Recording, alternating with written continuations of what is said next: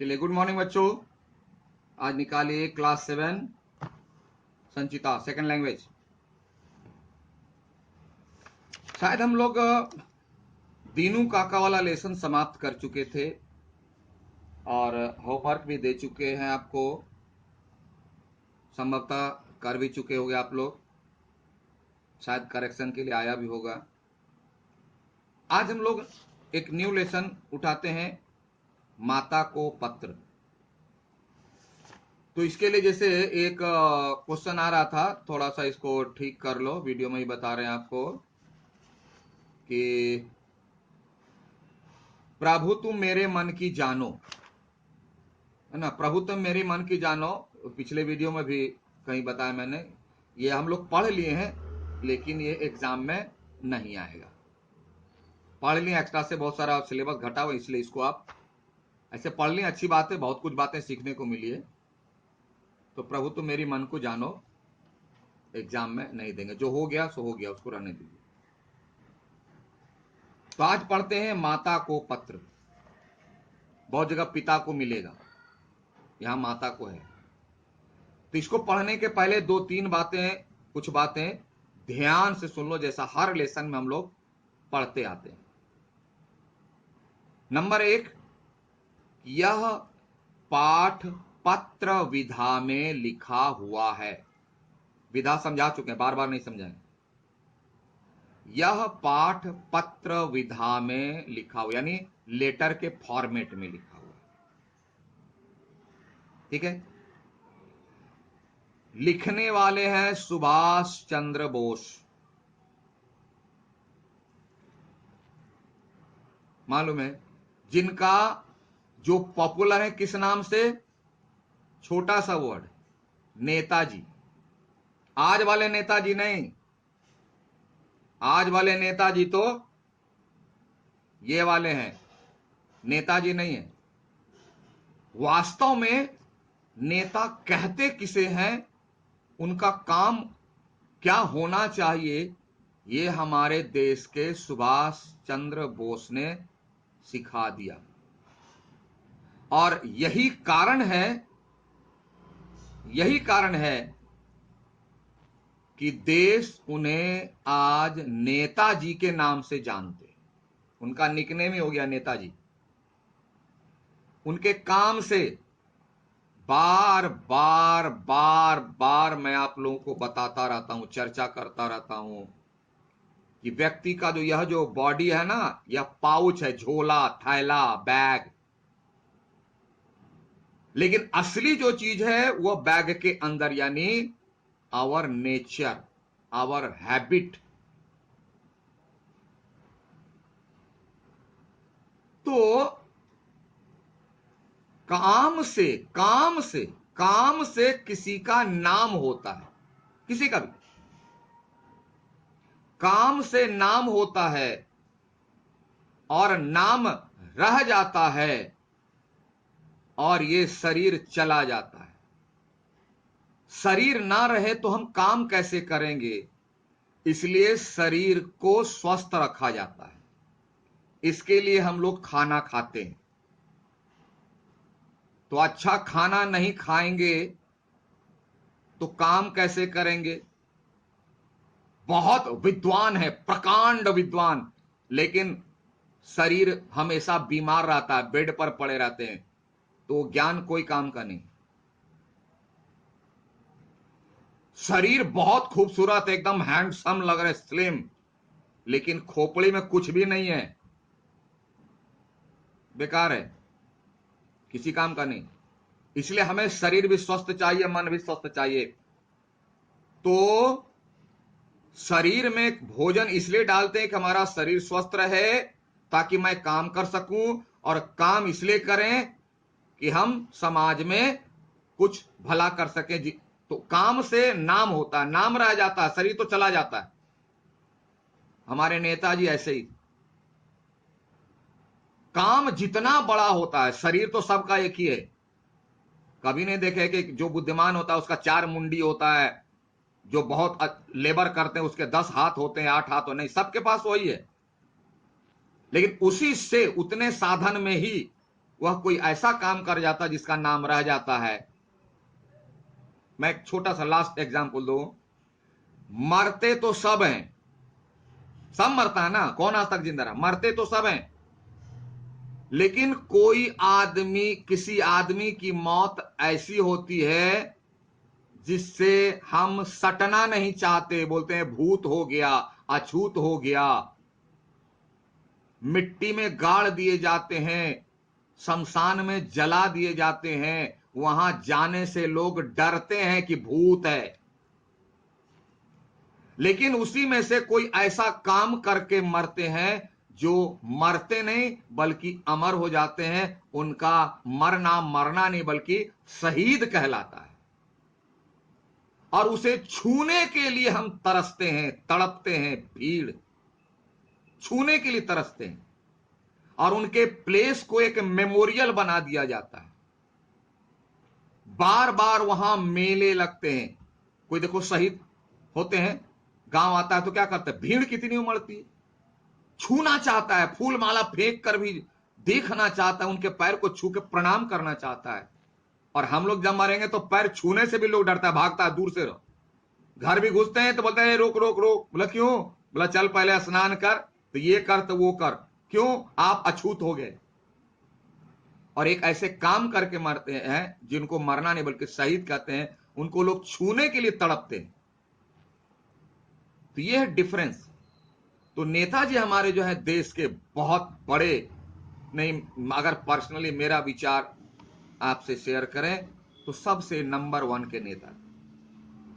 ये चाहते तो अपनी जिंदगी को बहुत खूबसूरत, आपसे हमसे भी ज्यादा, करोड़ों ज्यादा जिंदगी जी सकते थे, लेकिन इन्होंने नहीं जिया। इन्होंने अपनी जिंदगी को लगा दिया हमारे लिए, देशवासियों के लिए, कि वो रहे ना रहे, वो जिए ना जिए, हम अच्छे से जी सकें, हम अच्छे से रह सकें। तो वो जो है जब रांची में थे तो उन्होंने अपनी मां को लेटर लिखा। हम लोग अपने लेटर में क्या लिखते हैं और सुभाष चंद्र बोस ने अपनी मां को लेटर में क्या लिखा, इससे उनके विचार का पता चलता है कि वो कैसी सोच वाले व्यक्ति थे। तो आइए पहले देखते हैं, उसके बाद तब इस पर फिर से हम लोग चर्चा करेंगे। रविवार का दिन था, बैठे अपनी मां को चिट्ठी लिखने के लिए। आदरणीय मां, मुझे काफी समय से कोलकाता के समाचार नहीं मिले। पहले तो पत्र का ही साधन था, मोबाइल वगैरह इतना तो कुछ था नहीं। बोला मुझे काफी समय से कोलकाता के समाचार नहीं मिले, यानी अपने घर परिवार का। कोलकाता के रहने वाले थे। आशा करता हूं कि आप सब स्वस्थ होंगे। आपको मैंने लेटर लिखना सिखाया तो पहले अपना हाल समाचार दीजिए, डायरेक्ट नहीं लिखना है। इनको भी देख लीजिए, इनसे भी कुछ सीखना है। मैं समझता हूं कि आपने शायद समयाभाव के कारण पत्र नहीं लिखा। ब्लेम नहीं ठोकती मां, है ना, बड़ों पर ब्लेम नहीं करना है। क्या लिखता है कि मां, हो सकता है आप घर के काम में बहुत बिजी रही होंगी, आपको टाइम नहीं मिल रहा होगा, इसीलिए जो है ना आप लेटर नहीं लिख पा रही हैं। नहीं तब लिख सकते थे, मां तुम मुझको पत्र नहीं लिखती हो, ऐसी हो वैसी हो। नो, बोला आप घर के काम में बिजी रहे, आपको क्योंकि जानते हैं कि मां को बहुत सारा काम होता है। अपने घर में देख लो मम्मी को कितना काम है, कोई संडे नहीं, कोई मंडे नहीं, कोई हॉलीडे नहीं। हम लोग तो बहुत सारा हॉलीडे मनाते, तो स्त्रियों को बहुत सारा घर का काम करना पड़ता है, वही कह रहे हैं। और इसीलिए शायद जो है आप पत्र नहीं लिख पाई हैं। मेज दादा की परीक्षा कैसी चल रही है? मेजदा बंगला वर्ड है ना, मंझला भाई जिसको होता है बांग्ला बोले ना, मेज, मेजदा, बोड़दा, छोटदा, सेजदा डाक में बोलते हैं। क्या आपने मेरा पिछला पत्र पढ़ लिया था? प्रश्नवाचक थी कि मैंने जो पिछला पत्र यानी इसके पहले लेटर लिखा, तो मां क्या तुम उसको पढ़ ली थी? अगर नहीं पढ़ा है, हो सकता है मां काम में बिजी रहने के कारण नहीं पढ़ पाई होगी, तो मुझे सचमुच दुख होगा। इतने दिन हो गए, पिछले पत्र को आप नहीं पढ़े हैं, तो इससे देखिए शब्द का इस्तेमाल देखिए, वाह कितना विनम्र। और एक एक व्यक्ति ऐसी बातें करता है, ऐसा सेंटेंस यूज करेगा जैसे लगता है कि ज्वाला आदमी के सामने नहीं, इंसान के सामने नहीं, किसी ज्वालामुखी के सामने खड़े हैं, है ना। एकदम लावा निकलेगा उसके मुंह से, कठोर वचन। इनकी भाषा देखिए, वाक्य देखिए, अगर नहीं पढ़ा है तो सचमुच मां मुझे दुख होगा, मुझे गुस्सा आएगा, दुख होगा नहीं, सचमुच में मां, क्योंकि दुख को समझने वाली मां से ज्यादा कोई नहीं। इसलिए मां से मीठी शिकायत, कड़वी शिकायत नहीं, शिकायत भी है तो मीठी है। मां, अब इनकी सोच देखिए, पैराग्राफ चेंज, आपको बोलता है पैराग्राफ चेंज करने के लिए। मां, मैं सोचता हूं कि क्या इस समय भारत माता का एक भी सपूत, सा सुंदर, पू बेटा, तो सा मतलब फेस में सुंदर नहीं, स्वभाव में सुंदर, ऐसा नहीं जो स्वार्थ रहित हो। शुरुआत कहां से लेटर है? भारत माता, देश, तो सबसे पहले देश, सबसे पहले। देखिए सोच यही होती है, उनके मन में यह चिंता है कि मां, क्योंकि तुम भी तो मां हो और भारत माता भी मां है, तो मां, भारत माता का की एक भी कोई संतान ऐसी नहीं है जिसमें सेल्फिशनेस नहीं हो, जो स्वार्थी नहीं हो, जो सिर्फ और सिर्फ अपने लिए ना सोचे, देश के लिए सोचे।